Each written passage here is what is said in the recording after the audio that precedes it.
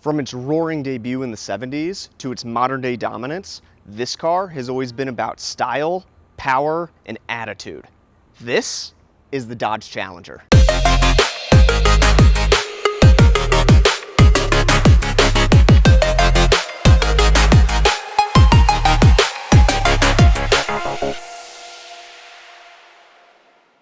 The story begins in 1970 when Dodge unleashed the Challenger. It was Dodge's answer to the Ford Mustang and the Chevy Camaro. This first generation was all about options. From hardtop to convertible, 6-cylinder to the iconic 426 Hemi, Dodge had you covered. It shared Chrysler's E-body along with the third-gen Plymouth Barracuda. I guess Dodge figured, if it ain't broke, don't fix it. Now, Dodge didn't just make a car, they made a statement. The Challenger had a bold design, wide stance, aggressive lines, and an iconic split grille. It quickly became a favorite on and off the drag strip. The only problem? Oil prices. In the latter part of 1973, the oil crisis began, a huge issue for the big three, GM, Ford, and of course Chrysler. As gas prices began to rise, the demand for muscle and pony cars plummeted, thus sending the Challenger to the grave in 1974. Fast forward to 1978, the Challenger returned. Kind of. This time, it was a rebadged Mitsubishi Galant Lambda. Not quite the same thing. It was a decent little coupe, fuel efficient, but it lacked the raw power and swagger of the original. By 1983, the Challenger quietly disappeared, and fans were left waiting for the true return. 25 years later, a legend didn't just return, it resurrected. This retro-inspired beast paid homage to where it all began, with the long hood, wide fenders, and significant amount of attitude. Dodge didn't hold back, stuffing even more powerful engines under the hood, such as the 5.7 Hemi, and more notably, the 6.1 Hemi offered in the SRT8 model.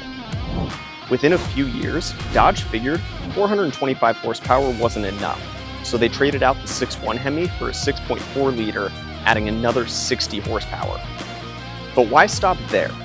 In 2015, the Challenger got a facelift and released a few more power packages. The SRT8 was rebranded to the Scat Pack, but 485 ponies just wasn't enough for Dodge, so they also released the Dodge Challenger Hellcat, a vicious beast creating 707 horsepower and 650 feet-pounds of torque from its 6.2 liter supercharged V8. Someone clearly hurt Dodge because they didn't stop there, which seems like a reasonable place to stop. No, you see, Dodge is for the people, so they release special editions capable of making even more power, like the Red Eye and the Jailbreak, with a measly 797 horsepower. But what if I told you something dark happened? Something sinister? Something demonic? Equipped with a 6.2 liter supercharged V8 Hemi, it produces 840 horsepower and 770 feet-pounds of torque. This monster will do 0 to 60 in just 2.3 seconds and drain an entire fuel tank in 5 minutes.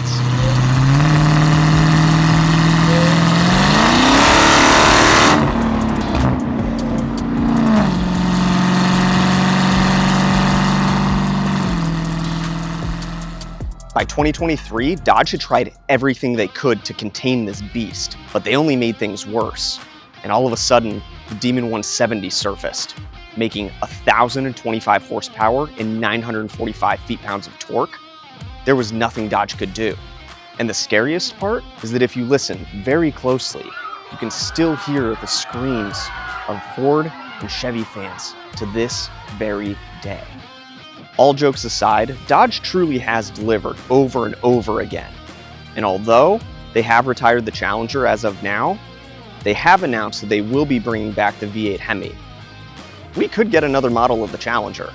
And if we do, we might have one on our lot before too long.